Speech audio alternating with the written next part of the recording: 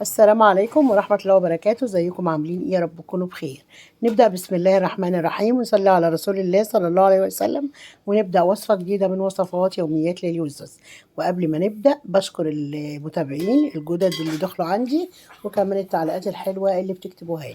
معايا حلة على النار فيها مية بتغلي، فيها بصل وطماطم وجزر وفلفل وورق لوري وحبهان، ده عشان اسلق الفراخ. هنعمل مع بعض النهارده القلقاس. طبعا القلقاس احنا مفرزينه مع بعض، انا مطلعه كيسين اهمت وجايبه من السوق سلق وكزبره. طبعا الخضره لازم تكون فريش وطازه كده وما تكونش مصفره. تمام. ومعايا بقى ماده دهنيه، انا مستخدمه سمنه وزيت، ومعايا توم زي ما احنا شايفين كده. يلا هنبدا مع بعض خطواتنا ونشوف هنعمل ايه.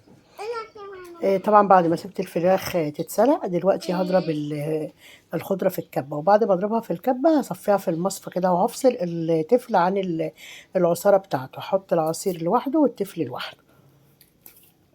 دلوقتي بقى الفراخ معايا استوت وطلعتها من الشوربة، ونضفت بقى الشوربة من الشوائب واللوري والحاجات اللي انا حطاها، وبدأت انزل بالقلقاس عشان اسلقه في نفس الشوربة بتاعة الفراخ. تمام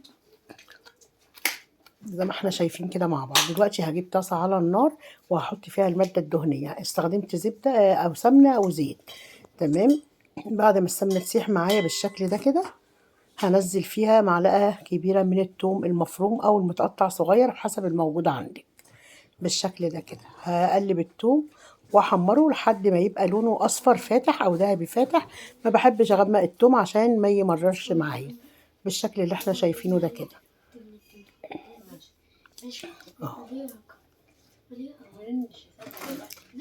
طبعا اول ما الثوم لونه يتغير كده بالشكل ده كده، هنزل بالتفل بتاع الخضار.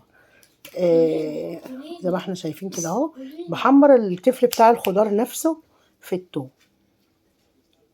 دي خطوات كلها سهلة وبسيطة خالص. طبعا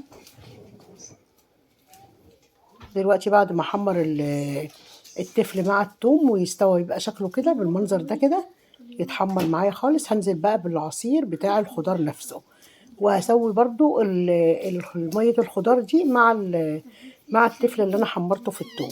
هيديني الشكل بقى اللي احنا هنشوفه مع بعض دلوقتي. طبعا القلقاس بيتسلق على النار والفراخ في الفرن، وكمان معلقة على الرز معاه.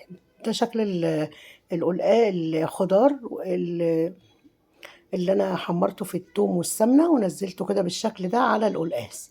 طبعا طلع تحفة جدا جدا بالشكل ده. نجرب الوصفة والطريقة هتعجبك.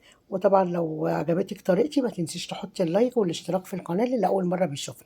طبعا طلعت الفراخ من الفرن كده، حمرتها، ما حمرتهاش قوي عشان ما تنشفش، وعملت رز متحمر.